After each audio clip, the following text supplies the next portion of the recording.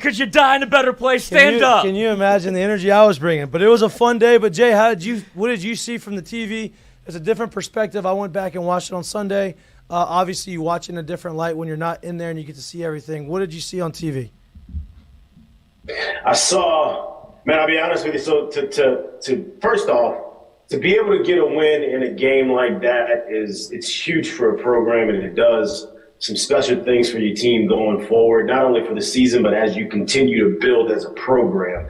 I saw a team that fought their ass off out there, and they really did they played hard from start to finish, and they were able to finish and get a W in that game. Make no mistake about it, wins like this, in my opinion, going forward, could really turn the tides of what a program has been lately. And I say that, and people might hear that and be like, what is he talking about? It's a top program. Yeah, it is, but this program isn't, as far as for winning, not popularity, not any of that other stuff. As far as for winning, it's not where it was a decade ago. And to get back there, these are the kind of games you got to win, because these are the kind of games that bring in the DJ Pickett's and the Bryce Underwoods and all these things, because they want to be a part of stuff like this. The Alabama win last year, they want to be, or 2 years ago.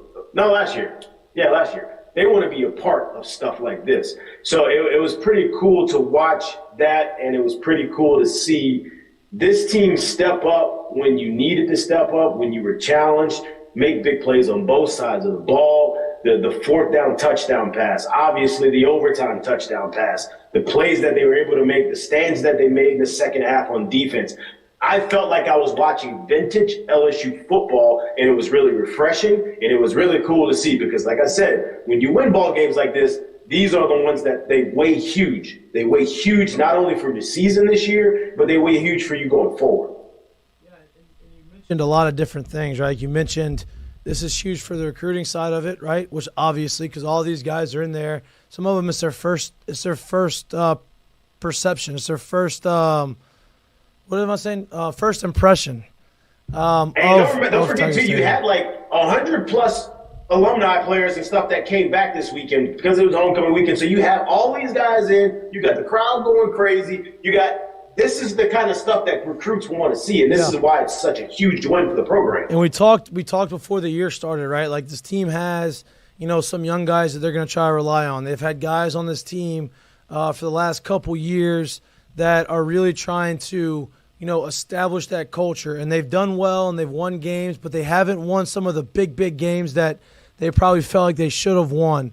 And, you look at USC, right? You look at the 2 Florida State games in a row, and some of these games that you felt like you're right there at the end and something goes wrong and you don't win it, right? This game is huge because now you had the opportunity to win it, right? And you did it. A team that was punching you in the mouth all game, and you're able to take the blow, stay in it, chip away, and finally make the big plays when you had to. That gives a team an outrageous amount of confidence moving forward, so that when they are in those situations again, they say, all right, we've done this before. We're confident in coming through with this. And to me, that's a huge thing, right? Confidence and having these young guys kind of step up. That's the best the defense has looked in 2 years, right? They were flying around. They had 6 sacks, 9 tackles for a loss. They were turning the ball over, interceptions, batting down balls. They were doing a lot of things that we haven't come accustomed to seeing over the last couple seasons. And that was really, really, really refreshing to see as well. Lloyd, how'd you feel in that? I agree with that, man. One more thing too quickly. Like, they flew around, they played well, and make no mistake about it. Like, I truly believe that Ole Miss team was even better than I thought they were, especially up front. They are a problem. They were good on the defensive front. They were good offensively on the front up there, and they were able to do a lot of things that they wanted to do. And that team played really, really well, and you were able to find a way to come out on the other side of it. And that's why I feel so strongly about what kind of a win it was, because I'll be honest with you, for probably about 3 quarters, I felt like as a whole, like as a team, we watched LSU kind of get their ass whipped. They kind of got pushed around. They kind of got beat around, and they found a way to win that game. That kind of stuff is it's transcending for a program. Yeah. And look, they gave up some chunk plays a little bit on defense. Offensively, they started off really slow, got down 10-0, but I think the defense, now obviously, some mistakes on the Ole Miss side, but that's part of football, right? Like, you got to make plays, and you got to make the plays when they're available to you, and if you don't, then that's That's on nobody else but you, right? And so then, LSU gets a break with the drop touchdown on the first drive, and the offense kind of sputters a few times. They get down 3-0, and they turn the ball over on a ball that hit off of Campbell's head, and it ends up being tipped up and picked off. The defense comes up. They get to a 4th and 1. Lane Kiffin goes for it. The defense comes up with a big stop. Whether he should have gone for it or not, not really the conversation. The conversation is he did, and the defense was able to stop them on 4th and short and make a big play to keep points off the board. So even though they gave up chunk plays and they may have given up some yards when it mattered most, they got after the quarterback with sacks. They made turnovers when they had to. They're able to make big stops and have tackles for loss and keep them behind the chains. Like, that's all things that we've been wanting to see from the defense, and we got to see it. And you saw some cornerbacks step up. Zy Alexander, enormous, right? I think everybody knew how important he was, but the way he played on Saturday makes him even more important moving forward because he was a shutdown cornerback. He made some plays on the football, interceptions, almost had 2, and it allowed some of the other cornerbacks and schematically and defensively to take a lot of pressure off some of those young guys, and I think you could see it, and it kind of built the confidence in the secondary. Lloyd, what do you got? What you think? Where you at with this? I was trying to find the video of the recruit that, like, people have made a big fuss about storming the field, whether you like it or not.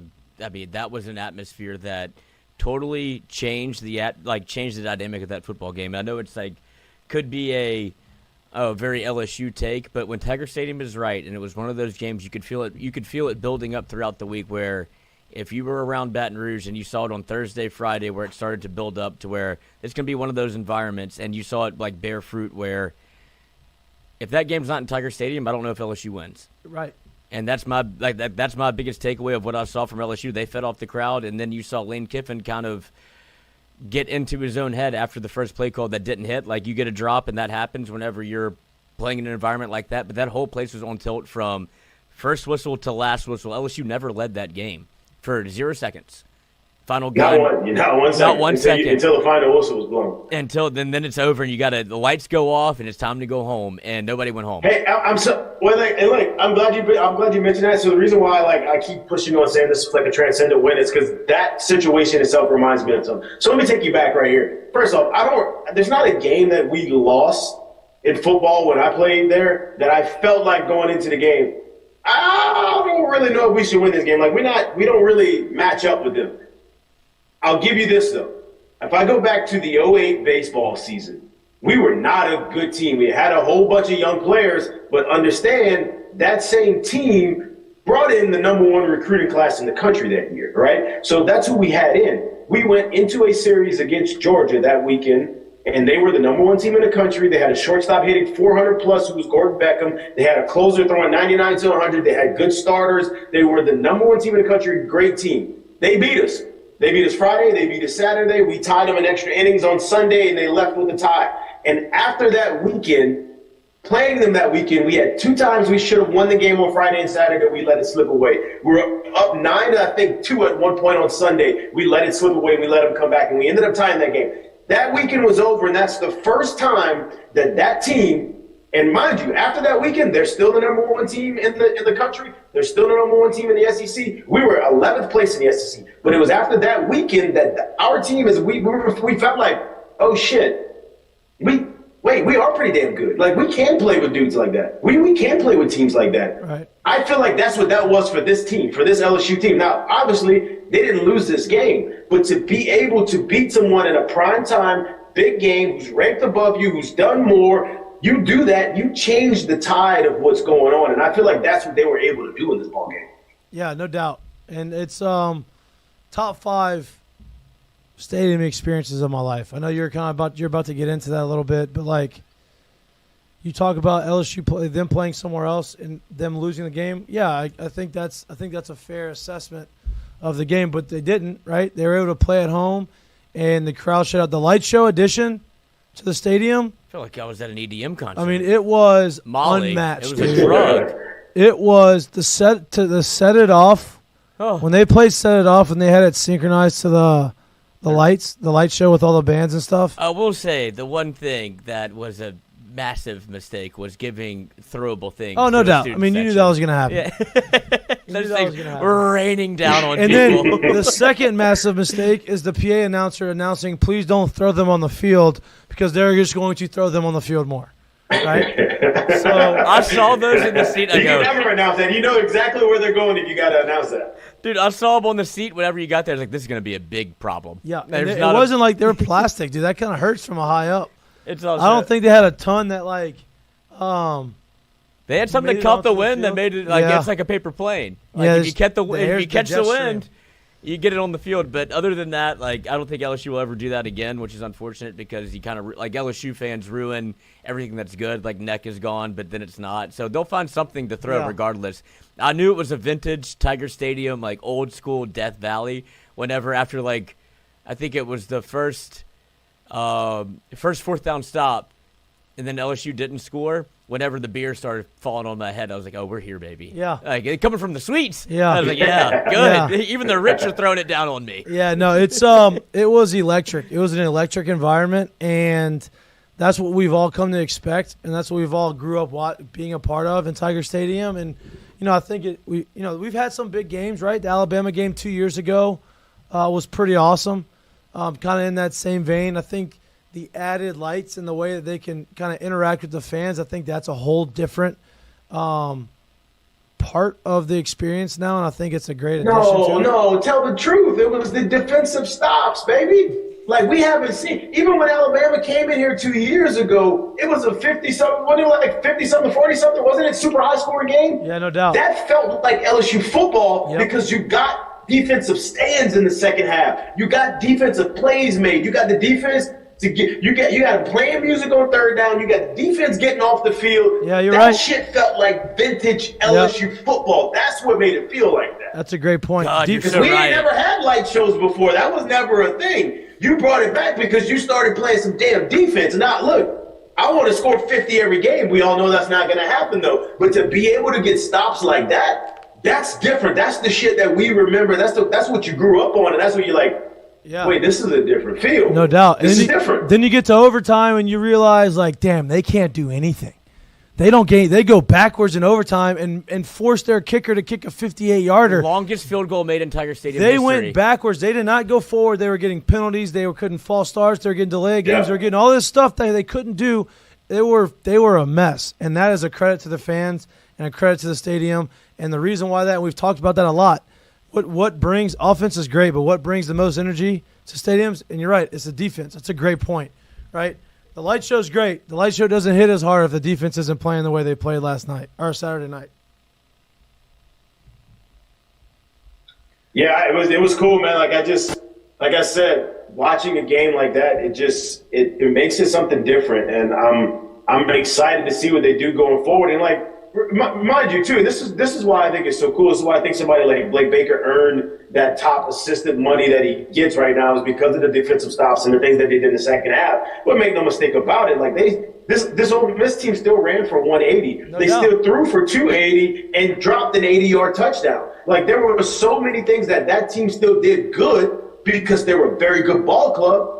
And you still walked away with a win. No doubt. And that's why I'm like, oh, this is where it becomes different. And I think once a team starts seeing that they can win ball games like that, that's when you get people to start playing above their skis, practicing above their skis, walking around town above their skis. You start getting people to start being above who they are because now they're doing stuff that they never did before. Yeah. And that's when shit becomes different.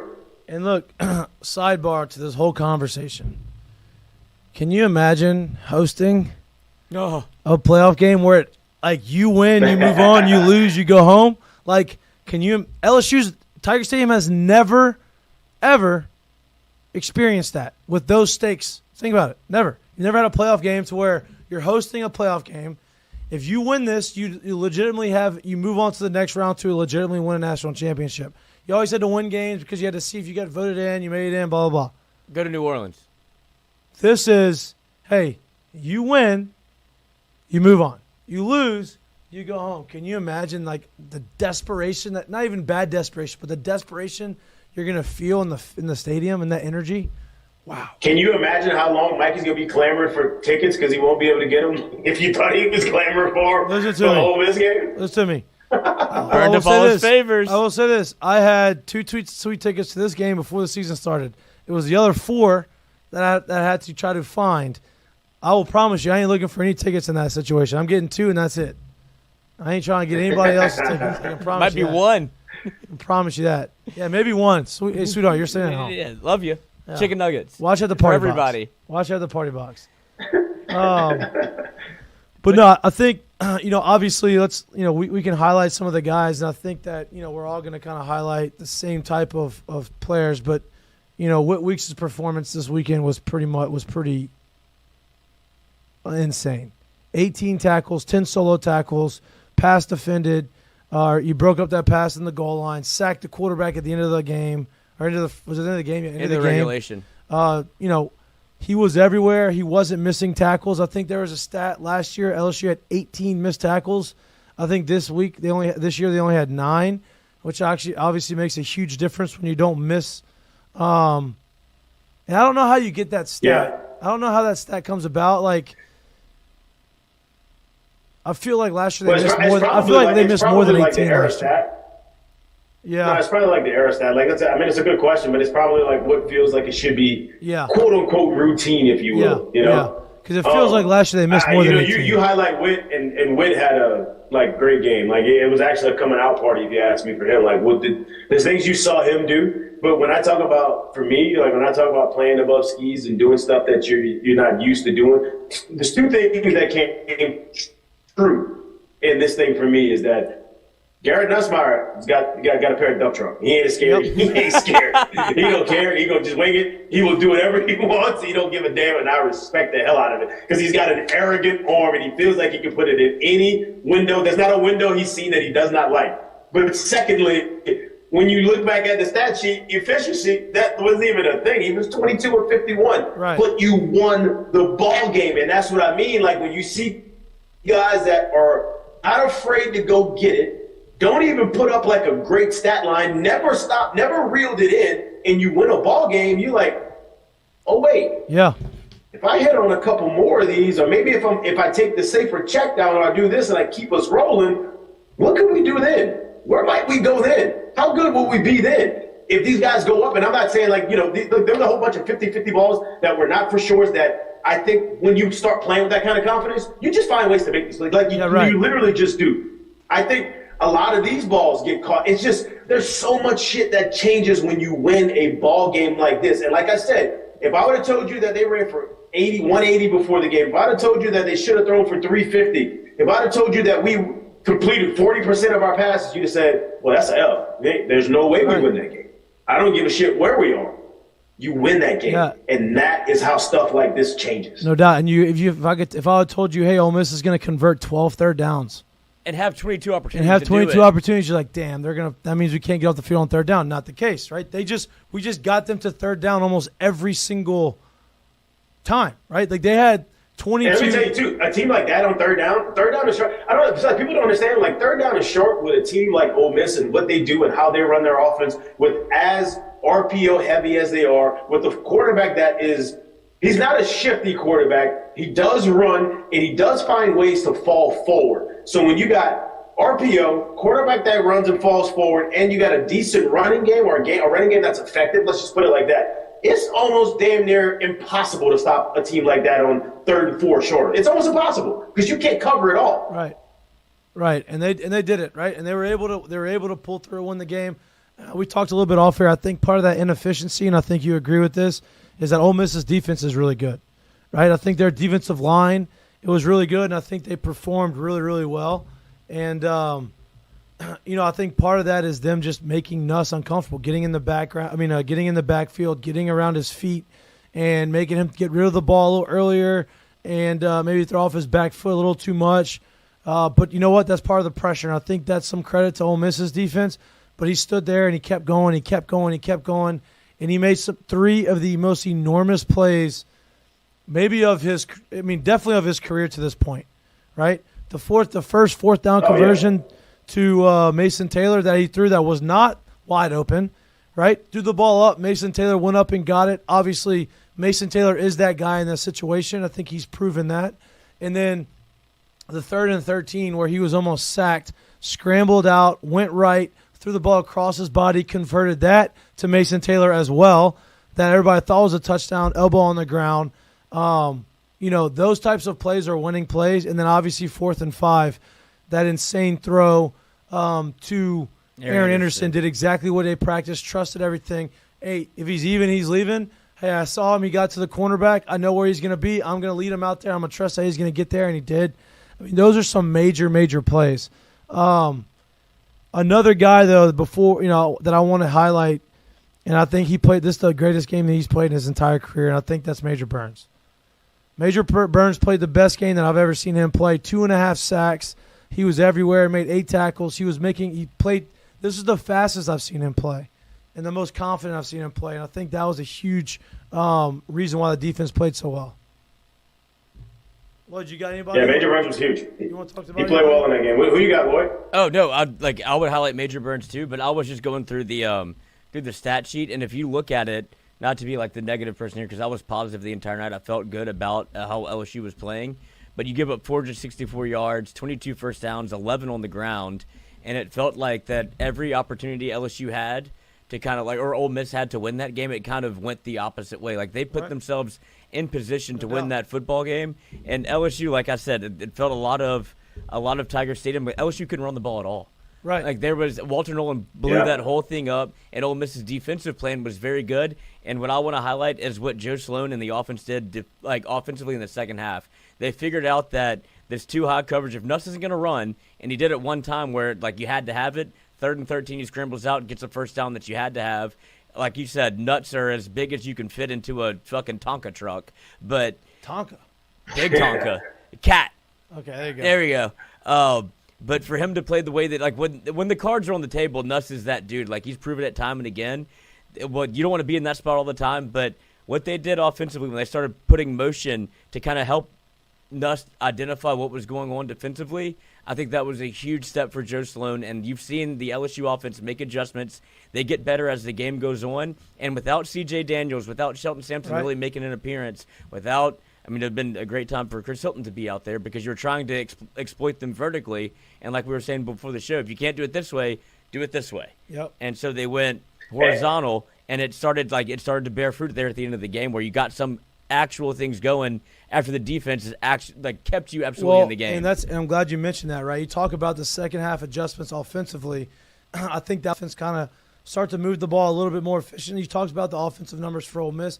LSU was almost right there with them. Right there with you. They just did it a whole different way, right? Obviously more in the air. I think Nuss had 330-something yards passing. 337, and you ran for 84. Right. And so wasn't very efficient on the ground. But if you go look at what the defense did in the second half, they did it again, right? They didn't give up many points in the second halves of games they've played. They only give up 9 in the second half in overtime against Ole Miss team, right? They didn't allow Ole Miss in the end zone in basically 3 quarters, 2.5 quarters of football again. And to me, the way that they're able to do that every second half is going to bode well for the future of the season. And it's not a fluke. No. You've seen it again. You saw it at UCLA. You saw it, take Nichols for what it's worth. You saw it against Nichols. You saw it against South Alabama. You saw it against South Carolina. That's probably the better example. I remember UCLA just because they gave up 1 yard of defense, or 1 yard of offense on defense in the third quarter. Blake Baker knows what he's doing, and it's so, Jared Mitchell highlighted, which I don't know how we missed that because being in the stadium, it felt like a vintage, and that's why. It was the defense that was your calling card until Nuss kind of took the game over there late in the fourth, but that's what made it feel like old school LSU, where you feel like you can trust your defense, and that's why I think going into overtime, that's why Brian Kelly didn't go for 2. He's put the defense back out there. And that's that's confidence. Yeah. That's those guys kind of understand. I'll tell you something. He only did it, I believe, one time in the game. I obviously already talked about him, but I think something completely new was unlocked. If Garrett Nussmeier is going to start saying to himself, hey, if I can get us with my feet, with my legs, I don't know, 2 to 4, 3 to 5 first downs a game, that offense is completely different. I don't care if it's 3rd and 15 or if it's 3rd and 3, and we drop back, they two-shell us, and they give him the opportunity to go two-man, and everybody's got their backs turned, and he takes off and gets you 6, gets you 15, gets you 25, whatever it is, right? If he can find a way to say, I'm going to get us 2 to 4, 3 to 5 first downs a game moving forward, different. I'm telling you right now, it's going to be completely different, because there was times where I saw him. There was a couple times he rolled out and was looking for somebody, which obviously you want him to do. You need him to do that. And he was a good 4 to 5, maybe even further yards from the line of scrimmage where he chose to make a throw, and it's an incomplete pass. So basically, you never even threatened the line of scrimmage and gotten past it. And you could have ran and gotten positive yards. If he starts doing that, it changes the game, because those guys will start coming out of coverage, understanding that he might run and he's going to be able to do what he wants. It doesn't have to be Jake Daniels at all, not even close. But if he starts doing that, I promise you, that offense will start getting rolling quicker, and it'll start opening up even more for him. It would make his job so much easier, which is I think they need to realize, like, because I agree with you. I saw the same thing that you did. Whenever he's out the pocket, he did the hard part. Like, his ability to move inside the pocket is elite. But whenever you break the pocket, like, you did the hard part. Now just go get 6-7 yards and slide, and let's get, first down, let's live to play another down. But like we were talking before the show, arrogant ass arm where he's like, I can fit it in that window. Like, he sees it and he lets that thing go. Where it's like, brother, ain't nothing there, but it's like, yeah, I bet there is. I swear to God, he hasn't seen a window this year that he doesn't like. I'm just telling you. If he chooses not to throw, it's because he sees a better window, but it's not that he didn't like the one that he saw. No, and if he runs, he's going to regret not throwing it. It's like, I could have fit it in there. I was telling Jared before the show, it's like the Green Goblin mask. Like, that's his Brett Favre jersey. Just like throw it. Throw it. Because here's the deal. Like, yeah, that's part of his game, but that's what makes him so good, is knowing that, like, hey, but if you can hone it in, you can do it right. You can make it so much easier on yourself. And look, and the beauty of it is he doesn't shy away after he throws the interception. He continues to go, and I think that's important. Like, if you're going to do that, but then you go and you make a mistake, and then you just kind of go into a turtle shell and you're not able to be aggressive when throws are there, that's not good either.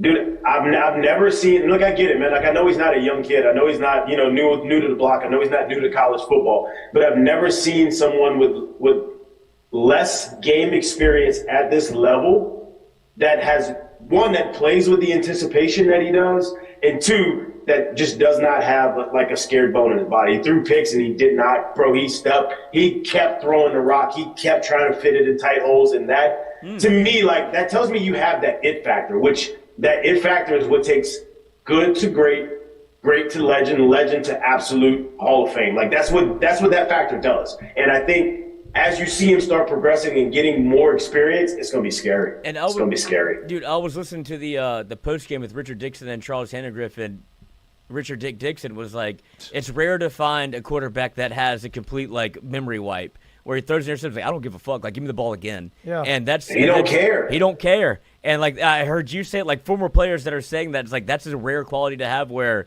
I'll throw an interception, give me the ball back, and I'm going to throw it again. Because you've seen it happen where guys get gun shy, and I hate this for Jarrett Lee because it happened to where he was put in a bad spot and the offense didn't help him at all. And then it became, you were an all-SEC quarterback to you're running second team, essentially. And then, but when we need you to throw the football, you're going in. It's like you're putting me in an impossible spot. For Nussmeier to have that belief in him, like belief in himself, and for the coaching staff, obviously, to protect him the way that they are, because I don't think they want him to run, because I don't know where the season goes without him. I love that you bring up the coaching staff and that, because we never really touched on that, but that's also an awesome job by Joe Sloan and obviously the quarterback coaching stuff to empower him to have him understand, like, hey, we don't want you reeling stuff back like that. We want you to go play your game. So when he makes those mistakes, because he is human, he's going to make mistakes, that he does not feel scared to go back and do those things. But I also want to touch on something that I told y'all last week when we talked about this stuff. Didn't I tell y'all, hey, I know we hadn't really seen it. It's not necessarily going to be stuff that they just put in this week, but I promise you, don't be surprised if you see something from some of the tight ends that hadn't really been a part of the game. Did Trey'Dez Green not score on an RPO this week? How many times we saw that this year? Told y'all this shit was coming this week. I knew it was coming this week. Yeah, they're moving Trey'Dez is going to be playing a lot more wide receiver. It happened so much so they're putting him at wide receiver now. Yeah. So he's a problem, bro. Hey, he's a problem. He is a matchup nightmare. Yeah, he and Brian Kelly mentioned that, right? He said that he's only played football he started playing football sophomore year of high school or junior year of high school. This is his third year. He was a basketball player, right? That's what he is. But he's a freak athlete, and he's got uncanny ability to go up and get the basketball. Get the football. A lot of basketball players, they're great on the court. But when they're on the field, for some reason, they're not real good at going up and getting balls and all that kind of stuff. But the blocking aspect obviously is a learning process for him because he hasn't been around it. And so they said, all right, you know what? We got 2 tight ends that we're confident enough that they can go out and block. You go out there, and we want you to be a weapon on the outside, especially because we have some injuries on the receiver room, so we don't have as much depth as we may have thought we were going to have. You go out there, and you become a matchup nightmare. You run slant routes and box somebody out, and we're just going to throw you the football, and you're just going to get higher than everybody, and you're going to catch it, and we're going to score a bunch of touchdowns. And so I'm glad they did that. I think that's, it's obviously something they've been working on. Go ahead. Go ahead. No, go ahead. Finish. No, What was you saying? I was like, that's obviously something they've been working on. You've kind of seen it. He only has 3 catches. 2 of them are touchdowns. So they know, what his potential is, and they're going to kind of ease him in. But I think at this point, hey, we're forced to put you at receiver. If you're going to go receiver, it's going to be an easier transition for you, too. Have to play.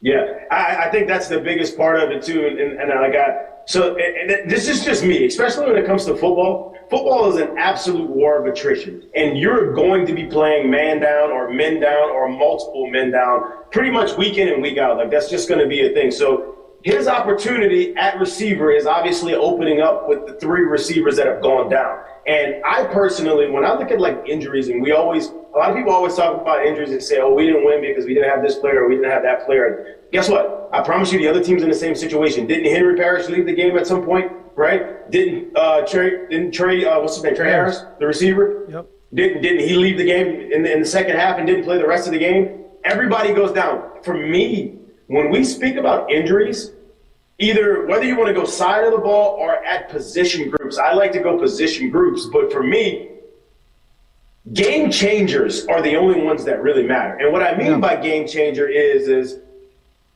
when I come into game planning for you, and I'm sitting here saying, all right, how are we going to stop you or how are we going to score against you? Those people that I try to either put in conflict if I'm an offense, the people that I want to put in conflict, the people that I'm saying we're building our game plan around you or staying away from you or being able to utilize whatever it is that you don't do good or do good, however you go about it. Or on the other side of the ball is, hey, we need to be able to get the ball into this guy's hand or this guy's hand, or we need to be able to run behind this guy.